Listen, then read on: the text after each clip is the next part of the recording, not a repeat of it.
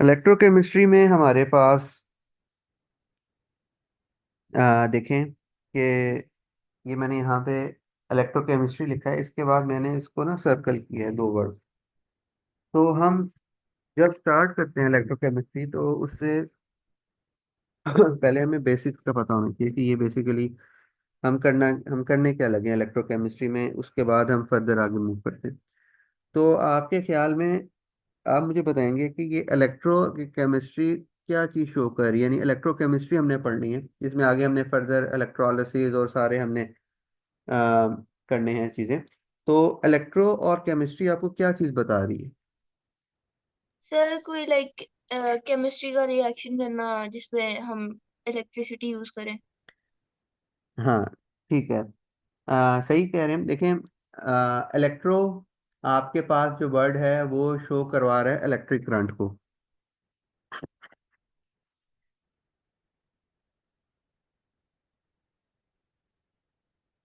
Electric current या जैसे electricity आप यूज कर रहे हैं या कोई भी बैटरी की सोर्स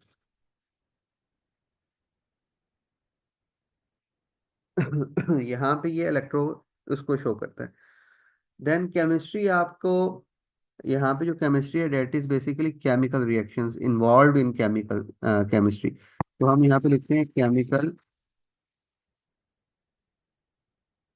रिएक्शंस।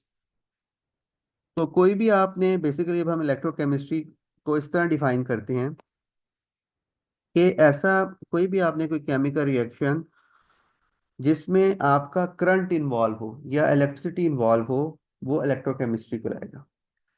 उसकी डिफरेंट क्लासेस हैं, दो डिफरेंट क्लासेस हो सकती हैं, वो मैं आपको बताता हूँ। लेकिन फिलहाल आपको ये सोचना है कि इलेक्ट्रोकेमिस्ट्री क्यों कहते हैं इसको। बिकॉज आपने करंट को इन्वॉल्व करके केमिकल रिएक्शन यानी केमिस्ट्री उसको चेंज कर रहे हैं नेचर को by using current, electric current. तो हम उसको इलेक्ट्रोकेमिस्ट्री कहते हैं। अब ये दो केस हो सकते हैं हमारे पास। नंबर वन, कि आप करंट को यूज करके केमिकल रिएक्शन करवाएं, या सेकंड ये है आपके पास कि आप किसी केमिकल रिएक्शन से करंट जनरेट करवाएं। दोनों पॉसिबिलिटीज समझ आ रही है बेटा आपको? और सर एक तो रिएक्शन से करंट कराएं। पहला है ना कि आप बाय यूजिंग करंट कोई केमिकल रिएक्शन करवाएं, प्रोसीड करवाएं, या उस केमिकल रिएक्शंस को होने के लिए आपको बेसिक जो रिक्वायरमेंट है वो करंट हो।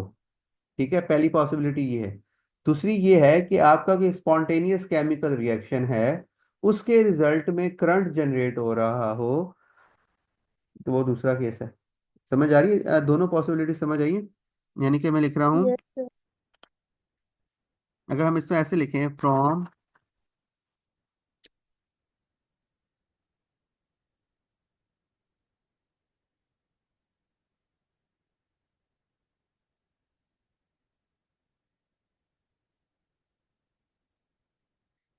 करंट टू केमिकल रिएक्शंस, यानी कि current means electric current, electricity या बैटरी सोर्स जिसको यूज करके आपने कोई केमिकल रिएक्शन करवाया हो। That is possibility number one. Then the second possibility is,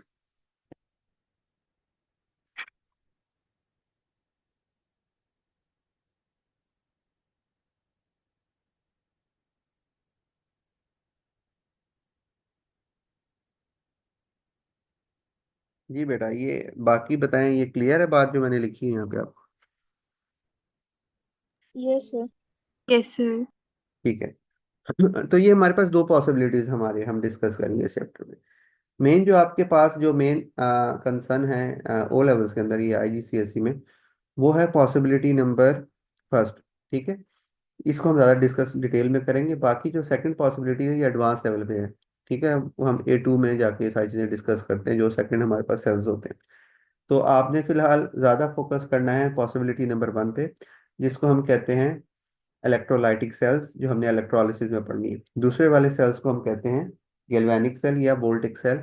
ये आपके यूज होते हैं जो हमने इस चैप्टर में पढ़ना है, हमारे पास लास्ट में है hydrogen as a fuel cell जो है आपका, उसमें वो यूज होता है।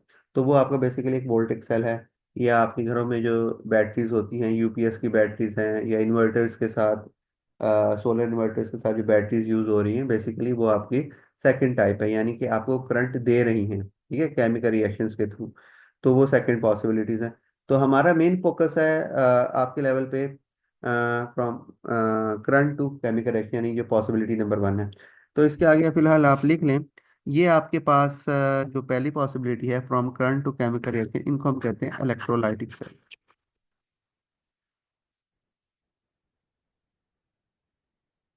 इनका हम डिफरेंस पढ़ेंगे चैप्टर के एंड पे, फिर आपको ज़्यादा क्लियर हो जाएगा डिफरेंस है इनके मेन पॉइंट्स।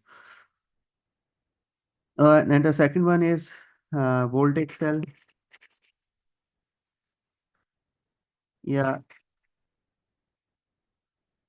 गैल्वेनिक सेल, ये चीज़ें नोट कर लें आप साथ साथ, ठीक है। तो ये हमारे पास दो पॉसिबिलिटीज बनती हैं इलेक्ट्रोकेमिस्ट्री में, current to chemical reaction and from chemical reaction to current. तो हम देखें सॉलिड्स की अगर हम बात करें ना, तो सॉलिड्स के अंदर आपने जब भी करंट फ्लो करवाना होता है, जैसे मेटल्स आपके कंडक्टर्स होते हैं, तो आप क्या करते हैं, आप सिंपल सॉलिड लेते हैं, उसके साथ पॉजिटिव नेगेटिव अटैच करते हैं। यानी मैं ऐसे कह रहा हूँ कि आपके पास कोई भी सॉलिड का पीस है, ठीक है, आप बैटरी के सोर्स को अटैच करते हैं, यहाँ पे अगर आपकी बैटरी लगती है, आपने सिंबल्स भी याद रखने हैं, ठीक है। आप इसको अटैच कर दें, और यहाँ पे लेट्स सपोज आप बल्ब लगा दें, एक बल्ब से आपको पता चलेगा कि आपका करंट फ्लो हो रहा है कि नहीं। यहाँ पे आप, यानी यहाँ पे आप एक बल्ब अटैच कर दिए, तो ये आपके जो बल्ब है ये आपको बताएगा, स्विच भी लगा दें तो चलें वो फर्दर हो जाएगा, कि आपका ये मेटल या ये जो भी आपने सॉलिड लगाया है, ये आपका कंडक्टर है कि नहीं। करंट फ्लो, अगर इलेक्ट्रॉन्स का फ्लो है वो आपका, अगर फ्लो कर रहे हैं तो आपका बल्ब फ्लो करेगा, अगर ये कंडक्टर से पास होने देगा इलेक्ट्रॉन्स को, और नहीं तो फिर आपके पास ये बल्ब ग्लो नहीं करेगा। तो ये तो सॉलिड का बेसिक है, ठीक है। एक सॉलिड में हम इस तरह चेक कर सकते हैं किसी भी सॉलिड को। हमने जो बेसिकली इस चैप्टर में देखना है ना, अच्छा आपको ये पता ना, current, electric current is the flow of electrons, ये आपको डेफिनेशन याद है ना, करंट की डेफिनेशन तो फिजिक्स में आप पढ़ते हैं, यस सर। ठीक है। तो डेफिनेशन तो कीवर्ड्स आप करंट की है आपके, तो आप वहां से भी याद कर सकते हैं, फिजिक्स वाली भी लिख सकते हैं। तो ये तो सॉलिड्स का है। हमने यहाँ पे इलेक्ट्रोलिसिस जो करनी है ना, वो हमारा मेन कंसर्न है सॉल्यूशंस के साथ। हमने सॉल्यूशंस की फाइंड आउट करनी है, कि कोई भी आपके पास सॉल्यूशन हो, वो मोल्टन में हो या आपके पास एक्वस सॉल्यूशन हो, उनके उनका हमने फाइंड आउट करवाना है, उनकी हमने इलेक्ट्रोलिसिस बेसिकली उनकी हमने करनी है सॉल्यूशंस की। तो उसको हम डिस्कस करेंगे इस चैप्टर में।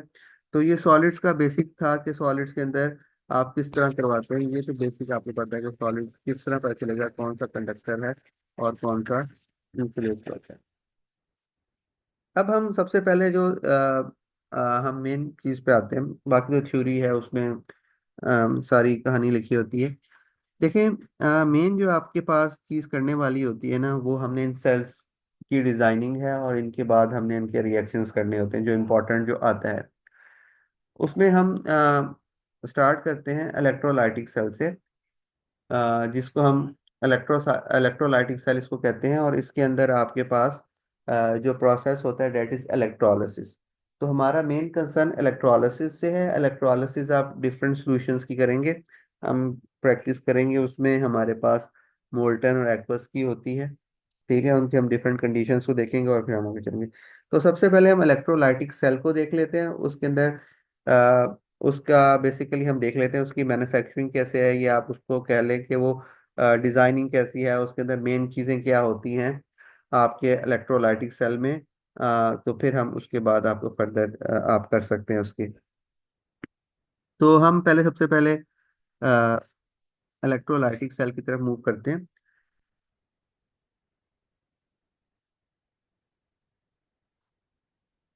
इलेक्ट्रोलाइटिक सेल आपके पास देखें,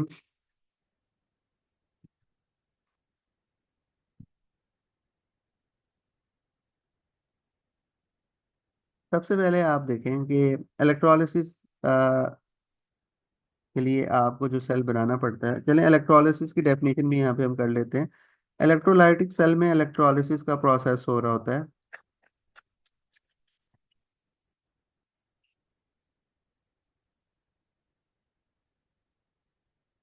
ये भी दो वर्ड से है, देखें इलेक्ट्रो, इसमें उसी तरह है करंट, और lysis is for breakdown.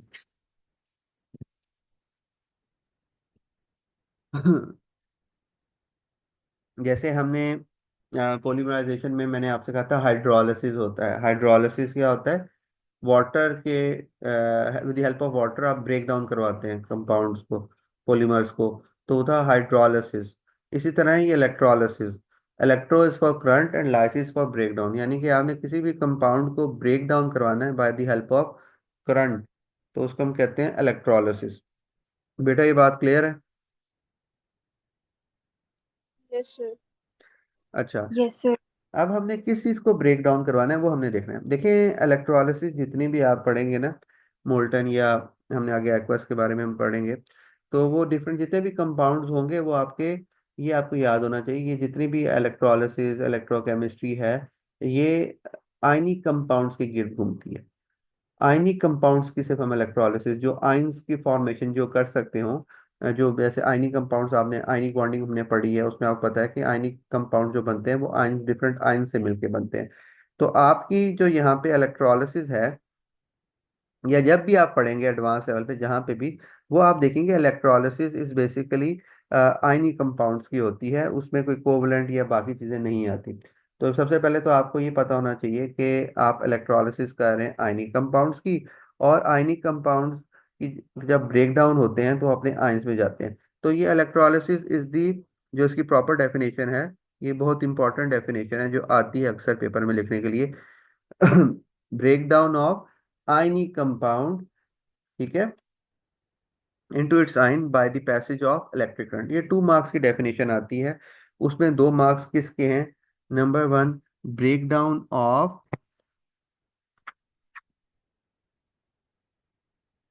Ionic compounds,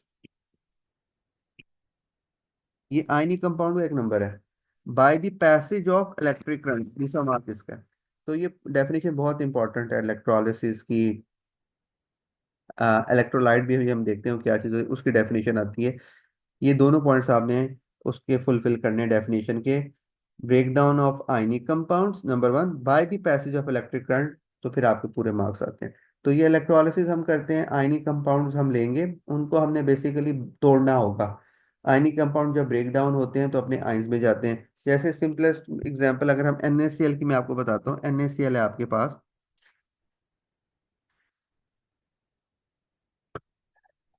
ठीक है। NaCl आपने लिया, ये आयनिक कंपाउंड है, आपको पता है आयनिक बॉन्डिंग है इसके अंदर, एक मेटल एक नॉन मेटल के दरमियान होती है, कंप्लीट ट्रांसफर ऑफ इलेक्ट्रॉन से। तो ये जब ब्रेक डाउन होता है तो ये अपने आयंस में जाता है, सोडियम एंड क्लोराइड आयंस। तो इन आयंस के साथ हमने आगे चलना है इलेक्ट्रोलिसिस में, ठीक है। तो ये है सिंपल ब्रेक डाउन, और इसको अगर आप करंट दे रहे हैं, ठीक है, by the passage of current, वो बैटरी की सोर्स या कोई भी हो, तो इसको हम कहते हैं इलेक्ट्रोलिसिस। ये सिंपल सी कहानी होती है। डिफरेंट आयनिक कंपाउंड्स हम लेंगे और उसकी हम इलेक्ट्रोलिसिस करेंगे, उसके हम प्रोडक्ट्स देखेंगे क्या हो। तो आपने एक आयनिक कंपाउंड को ब्रेक डाउन करना है बेसिकली इनटू इट्स आयंस, और उन आयन से डिफरेंट प्रोडक्ट्स हम लेते हैं। इसको हम कहते हैं इलेक्ट्रोलिसिस। एक प्रोसेस होता है इनको बनाने का, यानी कि आयन से एक होती है फॉर्मेशन, ठीक है, एक होता है ब्रेक डाउन। फॉर्मेशन ये होती है कि आपके आयंस कंबाइन होके जिस तरह बॉन्डिंग होती है, बेसिकली हम इनके बॉन्ड ही तोड़ेंगे। बॉन्डिंग में हम क्या करते हैं, डिफरेंट आयंस से मिलके वो एक बॉन्ड बनता है और आपके पास एक कंपाउंड बनता है। इलेक्ट्रोलिसिस उसका रिवर्स है, आपने बॉन्ड बना हुआ है उसको ब्रेक डाउन करना है उनके आयंस के अंदर, और उन आयंस के साथ आपने डिफरेंट चीजें करनी है, जो हम आप फर्दर हम देखेंगे तो आपको क्लियर होगा। यहाँ तक बताएं बेटा, क्लियर है? यस। जी बाकी बताइए बेटा, यहाँ तक कोई क्वेश्चन हो, कोई प्रॉब्लम हो तो पे पूछ लें। No sir. ठीक है, ये चीज़ें साथ साथ आपने नोट करनी है, ये मैं आपको बार बार कह रहा हूँ, ठीक है, जितने भी आप, पहले भी मैं कहता हूँ। अच्छा, अब इसके बाद हम देखते हैं कि आपके पास इलेक्ट्रोलिसिस होती है, इलेक्ट्रोलाइटिक टैंक हम बनाने लगे थे असल में। अब देखिए मैं यहाँ पे टैंक बनाता हूँ, फिर उसको हम डिटेल में देखते हैं उसमें क्या क्या चीज़ें होती हैं, उसको कैसे हमें डील करना है।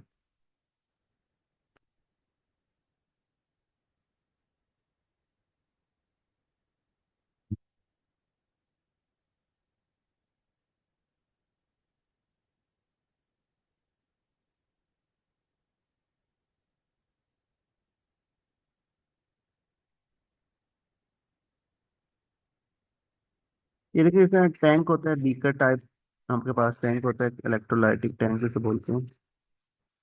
ठीक है। अब इसमें हमारे पास,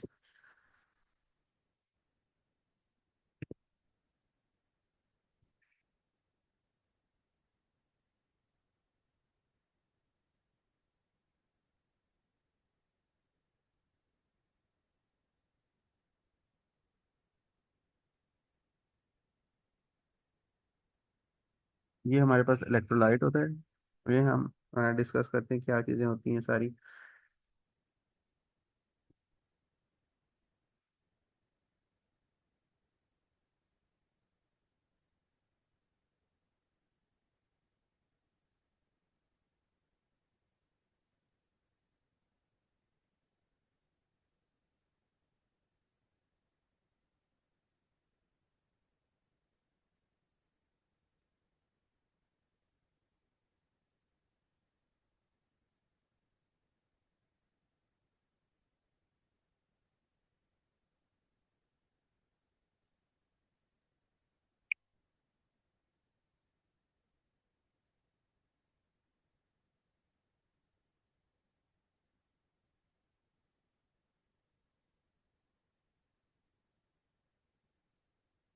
ये हमारे पास, अच्छा मैं बताता हूँ, अभी पहले हम इसको ड्रॉ कर लेते हैं।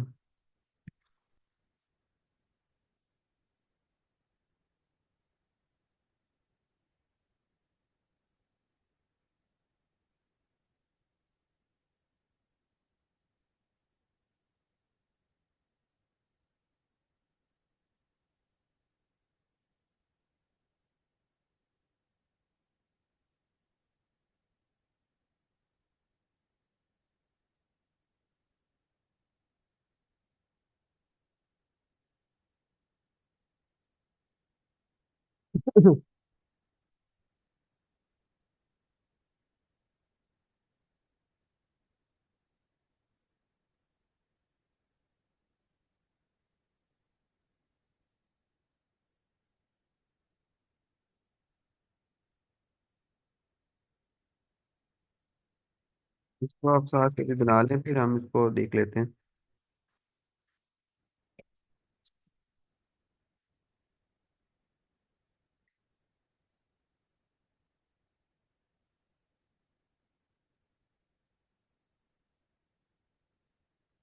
Excuse me sir. जी बेटा। देखिए लाइक इलेक्ट्रोलाइटिक सेल हमें बनाने के लिए आ सकता है पेपर में। हाँ, तो ये तो बनाने के लिए आना है, मेन है इलेक्ट्रोलाइटिक सेल बनाना होगा आपको। उसमें फिर इसके रिएक्शंस लिखने होंगे, इसकी लेबलिंग, ये सारी चीज़ें इंपॉर्टेंट है। इसको ऐसे ही बनाया, आप इसको समझें ज़रा पहले, फिर आप बना सकते हैं, इसमें कोई इतनी मुश्किल चीज़ नहीं है।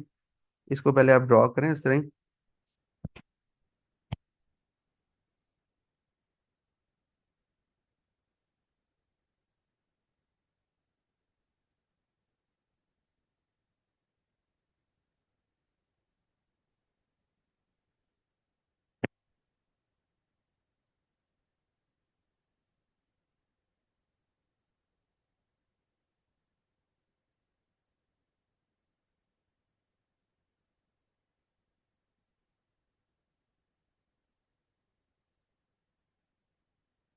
तो ये देखें सिंपल सा है, मैंने बना दिया।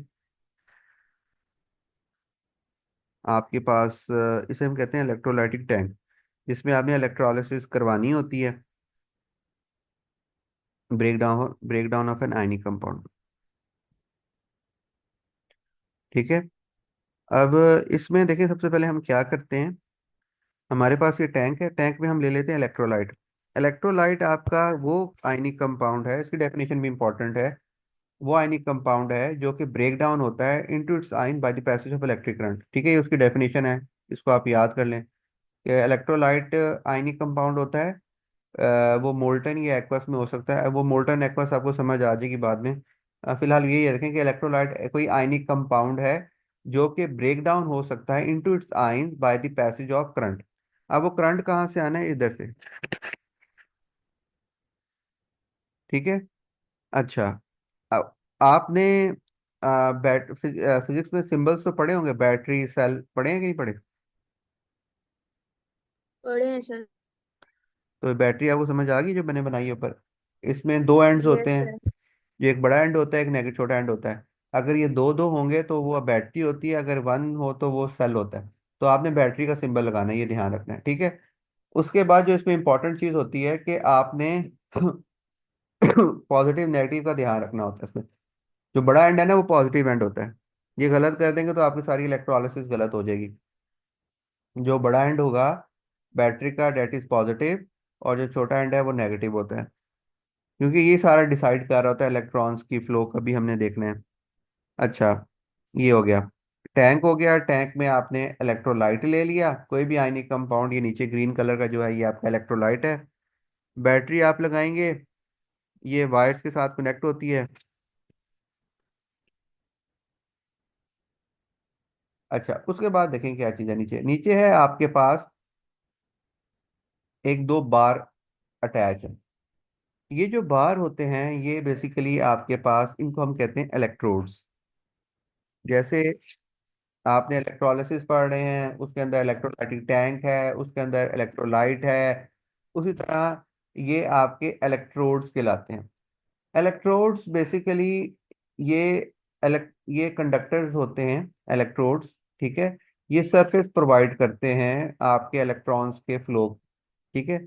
ये आप जब अभी हम आगे फर्दर मूव करेंगे आपको खुद ही समझ आएगी इलेक्ट्रोड्स क्या चीज़ बिला होती है। पढ़े तो हैं वैसे आपने इलेक्ट्रोलिसिस। तो ये इनको इलेक्ट्रोड्स कहते हैं। ठीक है। ये खुद पार्टिसिपेट नहीं करते। इसका आपने इलेक्ट्रोड्स की मैं आपको प्रॉपर्टीज लिखवाता हूँ। ये कोई भी मेटल हो सकता है, यानी कोई भी ऐसा आपके पास आपके पास कोई भी मेटल या नॉन मेटल में से ग्रेफाइट ही सिंपल हो, सिर्फ हो सकता है क्योंकि वही कंडक्टर है। उसके हम ये मेटल के बार को आप लगा सकते हैं, लेकिन शर्त ये है कि वो इनर्ट होने चाहिए। ये बेसिकली इलेक्ट्रॉन का ट्रांसफर मैनेज करेंगे और आयंस की मूवमेंट को देखेंगे। इनके थ्रू सारी चीज होगा। तो ये आपने, आप फिलहाल ये समझें कि आपने कोई भी बार जो कि कंडक्टर हैं उनको लटका दिया है सॉल्यूशन के अंदर। और आपके पास वो अटैच किससे हैं? बैटरी के साथ। एक बैटरी के पॉजिटिव एंड के साथ अटैच है और एक बैटरी के नेगेटिव एंड के साथ अटैच है। जो आपका बैटरी के पॉजिटिव एंड के साथ अटैच है उसको हम कहते हैं एनोड। इसका नाम होता है एनोड। यानी जो आपका पॉजिटिव इलेक्ट्रोड कहलाता है। ठीक है। नेमिंग इसी तरह आपने याद रखनी है, लेबलिंग के साथ। जो आपका नेगेटिव एंड के साथ अटैच होता है इसको हम कहते हैं कैथोड। और ये नेगेटिव कैथोड, नेगेटिव इलेक्ट्रोड कहलाता है। ठीक है। तो जो आपके बैटरी के साथ, आपकी देखिए बैटरी की जो अटैचमेंट है वो डिसाइड कर रही है कौन सा एनोड है कौन सा कैथोड है। एनोड एंड कैथोड आपका डिसाइड हो जाते हैं इस तरह। इनको कहते हैं इलेक्ट्रोड्स हैं। और इन पे जब चार्ज आता है तो ये पॉजिटिव और नेगेटिव एंड हो जाते हैं बैटरी की वजह से। पॉजिटिव वाले को एनोड कहते हैं, नेगेटिव वाले को कैथोड कहते हैं। मैं दोबारा आपको बता रहा हूँ, ठीक है। तो ये आपके पास हो गया।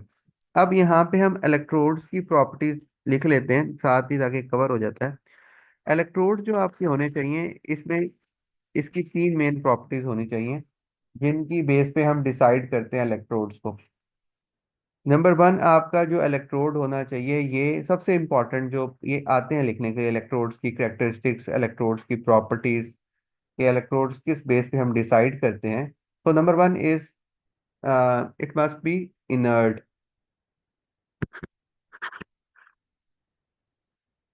इनर्ट का मतलब ये अनरिएक्टिव, दोनों लिख सकते हैं आप। कि इनको आपने देखें, इनको आपने डिप किया हुआ है with in the ionic compound. ये पार्टिसिपेट नहीं करना चाहिए केमिकल रिएक्शन में, खुद पार्टिसिपेट नहीं करने चाहिए। अगर ये खुद पार्टिसिपेट करना शुरू कर देंगे तो फिर आपकी इलेक्ट्रोलिसिस खराब हो जाएगी। इलेक्ट्रोलिसिस में आपने सिर्फ और सिर्फ इस आयनिक कंपाउंड को ब्रेक डाउन करके उसके आयंस के साथ सारा डील करना है।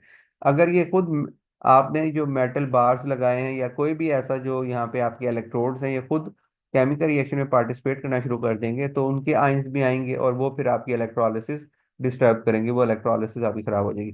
तो number one point is they must B inert या अनरिएक्टिव। सेकंड वन, आपका जो इलेक्ट्रोड होना चाहिए ये कंडक्टर होना चाहिए, कि उसकी एबिलिटी हो कि वो कंडक्ट कर सके, उससे इलेक्ट्रॉन्स का फ्लो हो सके। ठीक है। जो कंडक्टर नहीं होते वो आपके नहीं ले सकते हम उन इलेक्ट्रोड्स को, उनको हम इलेक्ट्रोड्स नहीं बना सकते। तो number one is inert, number two is conductor, number three जो पॉइंट है सबसे लीस्ट इंपॉर्टेंस का है, लेकिन आप लिख लें, they must be cheap.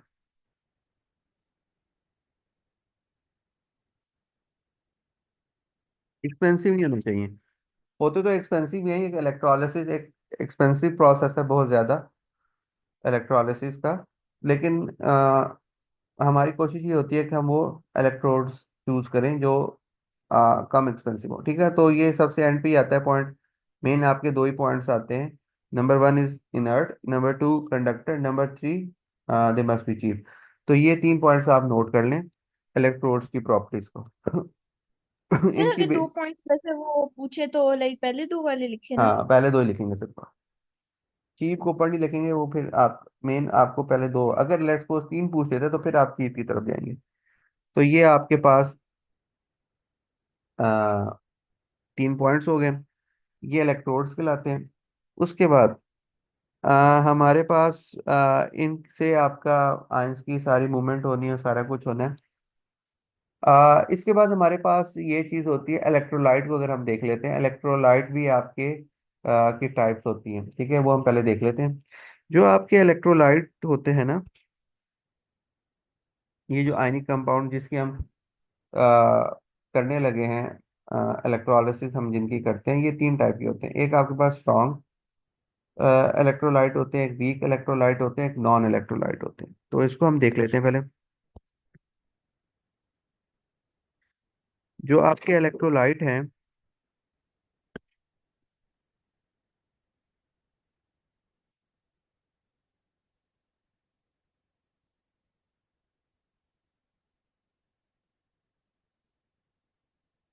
Electrolyte strong electrolyte आपके पास वो इलेक्ट्रोलाइट्स होते हैं जो कंप्लीटली आयनाइज होते हैं। ठीक है, जैसे NaCl है, ये स्ट्रॉन्ग इलेक्ट्रोलाइट है, यानी कंप्लीटली अपने आयंस के अंदर जा रहा है, NaCl। ठीक है, कोई भी आप ऐसा इलेक्ट्रोलाइट ले सकते हैं जो कंप्लीटली आयनाइज हो जाए इनटू इट्स आयन, उसको हम कहते हैं वो स्ट्रॉन्ग इलेक्ट्रोलाइट है। और हम इलेक्ट्रोलिसिस स्ट्रॉन्ग इलेक्ट्रोलाइट, हमने इलेक्ट्रोलाइट में आपको पता होना चाहिए कि आप स्ट्रॉन्ग इलेक्ट्रोलाइट की ही इलेक्ट्रोलिसिस कर सकते हैं। जो वीक इलेक्ट्रोलाइट या नॉन इलेक्ट्रोलाइट तो खैर आयन ही नहीं बनाता, उसकी हम इलेक्ट्रोलिसिस नहीं करते। ठीक है, तो आपके पास जो कंप्लीटली आयनाइज होता है आयनिक कंपाउंड, उसको हम कहते हैं कि वो आपके पास स्ट्रॉन्ग इलेक्ट्रोलाइट कहलाता है। फिर आपके पास जैसे NaCl है, आप कोई भी आयनिक कंपाउंड ले लें, कोई भी सॉल्ट ले लें, वो आपके पास कंप्लीटली आयनाइज होगा टोटली, तो उसको हम कहेंगे strong electrolyte, completely ionizes.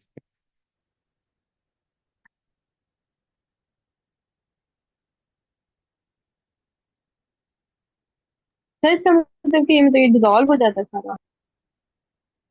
Dissolve किसमें? मतलब जैसे सॉल्ट है, मतलब आपने कहा कम्प्लीटली मतलब कि वो पूरा डिसॉल्व हो जाता है कि मतलब आपका जो भी कंपाउंड होगा ना, NaCl या कोई भी आप जो सॉल्ट लेंगे ना, सॉल्ट्स आर आयनिक कंपाउंड, आपको पता है जितने भी सॉल्ट्स हैं वो आयनिक कंपाउंड्स हैं। वो अपने आयंस के अंदर चला जाएगा, सारे के सारे आयंस बन जाएंगे उसके।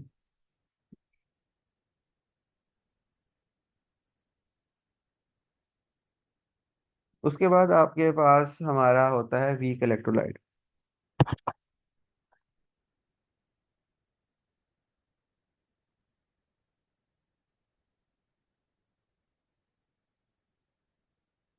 वीक इलेक्ट्रोलाइट वो होता है जो पार्शली आयनाइज्ड रहता है।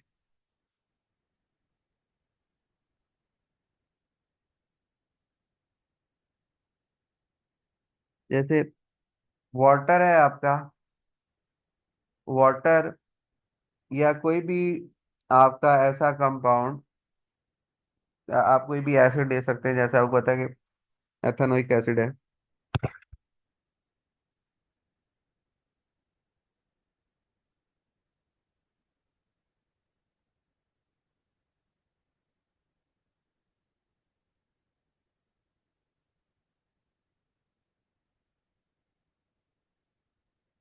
ये देखें, रिवर्सिबल का साइन जहाँ पे भी आएगा ना, वो आपको स्ट्रॉन्ग एसिड, वीक एसिड, उस कॉन्सेप्ट में आप चले जाएं, या इस कॉन्सेप्ट की तरफ आप आ जाएं, तो जहाँ पे भी ये डबल एरो का साइन होगा ना, वो उसका मतलब है वो कम्प्लीटली नहीं आयनाइज हो रहा है, वो कम्प्लीटली अपने आयंस में नहीं जा रहा हो। रिवर्सिबल का साइन आप जहाँ पे भी यूज करते हैं, इनको हम वीक इलेक्ट्रोलाइट कहते हैं, पार्शली आयनाइज होते हैं। ठीक है। तो इससे आपकी ये वीक इलेक्ट्रोलाइट होते हैं। फिर हम क्या करते हैं, हमने वाटर की इलेक्ट्रोलिसिस भी पढ़नी है हमने, तो वाटर की इलेक्ट्रोलिसिस हम कैसे करेंगे? वाटर तो एक वीक इलेक्ट्रोलाइट है, कम्प्लीटली आयनाइज नहीं होता। तो इसमें फिर हम कुछ एसिड ऐड करते हैं, ठीक है, स्ट्रॉन्ग एसिड, तो वो फिर करवाते हैं। वो फिर हम जब वाटर की इलेक्ट्रोलिसिस पढ़ेंगे, तो फिर आपको आइडिया होगा कि हम कैसे इसको इसकी इलेक्ट्रोलिसिस को प्रोसीड करते हैं। वाटर अकेले वाटर की इलेक्ट्रोलिसिस पॉसिबल नहीं है, बिकॉज वो वीक इलेक्ट्रोलाइट है। इसके बाद आपका आता है नॉन इलेक्ट्रोलाइट। तो नॉन इलेक्ट्रोलाइट आपको समझ आ गया होगा, जितने भी ऑर्गेनिक कंपाउंड्स हैं आपके नॉन इलेक्ट्रोलाइट्स हैं।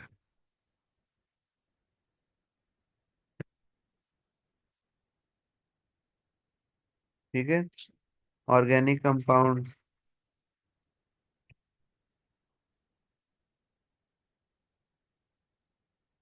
ठीक है, जिसमें आपके पास कोई भी आप ले सकते हैं ऑर्गेनिक कंपाउंड, जितने भी ऑर्गेनिक लिक्विड्स हैं जिनमें कोवलेंट बॉन्ड्स हैं, वो सारे जो कंपाउंड्स हैं वो आपके नॉन इलेक्ट्रोलाइट होते हैं, क्योंकि वो आयनाइज ही नहीं होते, उनमें आयंस का चक्कर ही नहीं होता।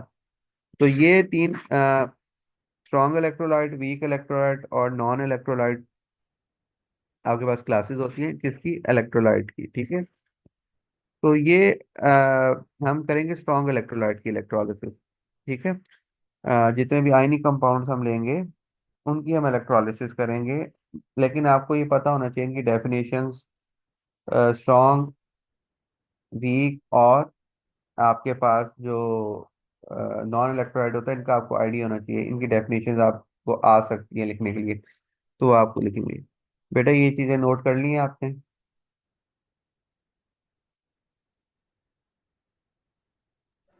Yes sir. जी, बाकी बताएं, कर रहे हैं साथ साथ नोट चीज़ों को? जी। इनको साथ साथ नोट करें, ठीक है। आपके पास ये इलेक्ट्रोलाइट हो गया, इलेक्ट्रोड्स हो गया आपके पास, इलेक्ट्रोलाइट हो गया। अब इसके बाद हमारे पास बैटरी की सोर्स होगी। बैटरी हम लगाते हैं करंट पास करने के लिए। अब देखें होता क्या है कि जब हम इलेक्ट्रोलिसिस करते हैं, हम कोई भी कंपाउंड लेंगे, आयनिक कंपाउंड, आपके पास दो, आपके सिलेबस में दो टाइप की इलेक्ट्रोलिसिस है। एक है electrolysis of molten molten solutions, और एक है इलेक्ट्रोलिसिस ऑफ एक्वा सॉल्यूशंस।